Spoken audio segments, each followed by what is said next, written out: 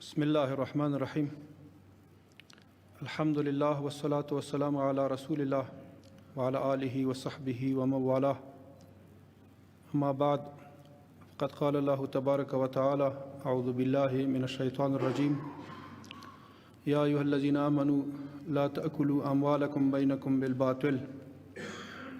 وقال رسول الله صلى الله عليه وسلم: إن الله يحب أحدكم إذا عمل عملا أن يتقنه. صدق الله العظيم وصدق رسوله النبي الكريم. د غونډې د برخوالو حاضرینو ناظرینو او سامعینو په اجازه خوښ یم بیا په داسې یوه غونډه کې ګډون لرم چې هغه د امارتي چارو د تسهیلاتو او دغه رنګې د پرمختګونو په سلسله کې یو ګام ګڼل کېږي. اسلامي امارت په دې کم وخت کې د نظام دغو چارو ته بې حده توجه کړې ده. یقیناً چشمګیر پرمختګونه لري او را په برخه سوي دي. دغه اداره د ملي تدارکاتو ټولو ته معلومه ده چې دا په دولتي سیستم کې یوه اداره وه. که موږ بهر هم وو نو په دې رابطه به مو ځینې خبرې اورېدلې، او کله چې دننه راغلو هم نو ځینې دقیق معلوماتونه موږ ته ترلاسه سوه چې ځینې یعنې د هایپومایل په برخه کې او د خیانت د بیت المال سره د خیانت په برخه کې د نه منلو یې. الحمدلله له ورځې نه اسلامي امارت د مسایلو ته متوجه ده. په دې معنا باندې لکه یو سړی د خپل فامیل خپل شخصي چارې تنظیموي، ترتیبوي، شریعت سره برابري او دغه رنګې په رابطه باندې هر اړخیز یو سروې او سنجش کوي. نو اسلامي امارت مسؤلین بیت المال خپل ګڼي، دولتي امارتي ظرفونه، وسایل، اجناس دا ټول خپل ګڼي. نو کوشش دا یې چې په دې کې لکه جناب قاري صاحب محترم مخکې خبره وکړه چې نه پکې اسراف راسي او نه پکې تقدیر راسي. دا ټولې چارې د شرعي هدایاتو د شرعي اصولو سره په توافق کې ترسره شي. نو تر ټولو نه اولنۍ خبره د تدارکاتو د قانون، ملي تدارکاتو د قانون و. هغه قانون باندې د مشرتابه د هدایاتو له مخې نه یو بازنګري وسوله. په هغه رابطه باندې چې دا مختلفو کمیټو خپله خواري وکوله.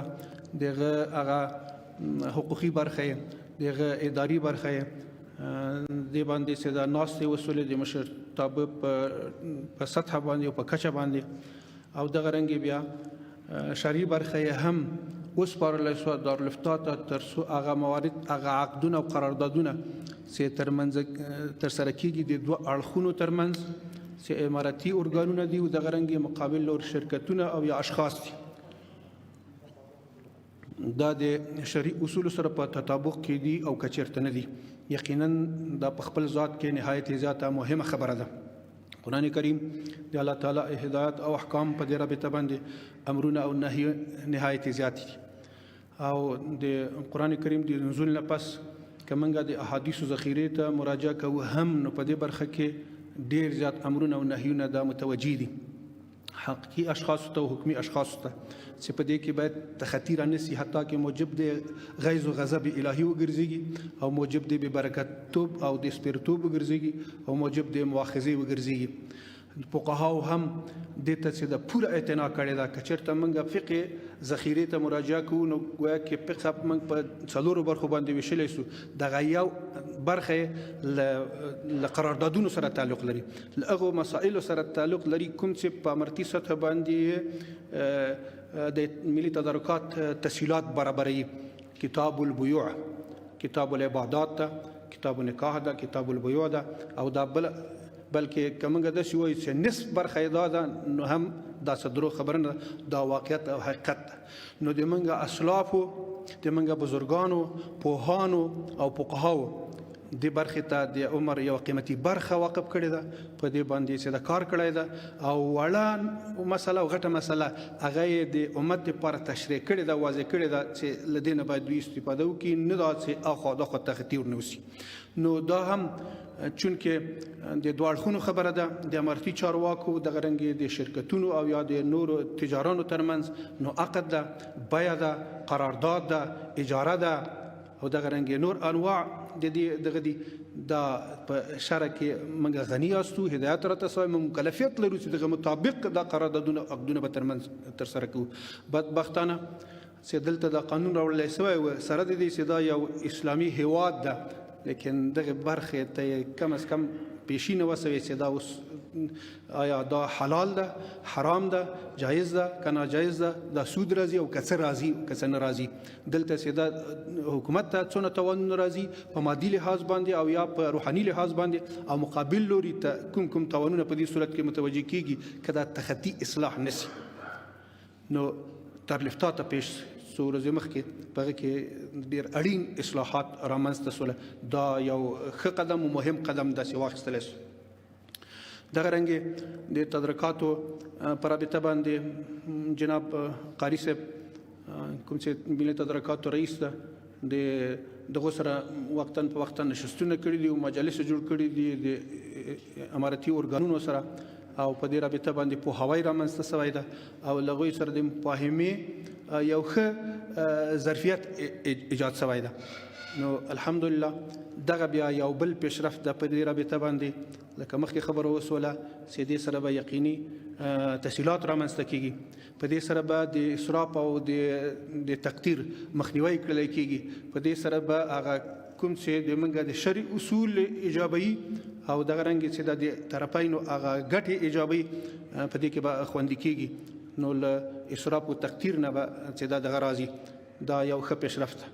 او دغه رنګې دا چې دا مسایل د دواړو طرفونو ته روښانوي، بلکې ټولو خلکو ته د خپل ولس ته روښانوي.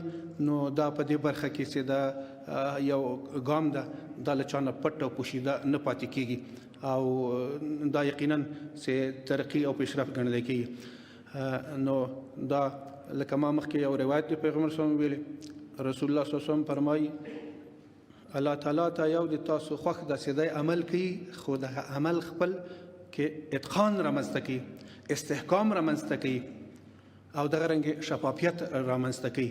نو دا په دې رابطه باندې یو ښه ګام ده، تسهیلات یې پکې او شفافیت ده. تنها دغه د ملي تدارکاتو ریاست نه ده، موږ په دې کم وخت کې د ډېر ادارو دا د سایو نتیجې ولیدلې چې په دې برخه کې ښې سایې کړي او ښې نتیجې ترلاسه کړلې. الحمدلله دا د خوښۍ ځای ده چې اوس یو د سالم رقابت فضا رامنځته سوې ده، د سالم رقابت یوه روحیه پیدا سوې ده د مسؤلینو ترمنځ. نو دا په دې ګڼو بدلونونو کې د بدلون یو بل برخه ده چې دا د خلکو دپاره یقین هیله افزا ده، حوصله افزا ده، او دا به انشاءالله د حکومت په دې ټول ساختار ټولو برخو باندې او دغه رنګې په رعایت او ولسونو باندې ښه تاثیر ولري او د خلکو د باور د زیاتوالي سبب به وګرځېږي.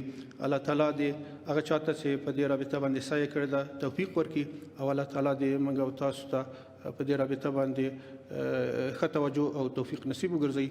اقول قولي هذا استغفر الله لي ولكم ولسائر المسلمين.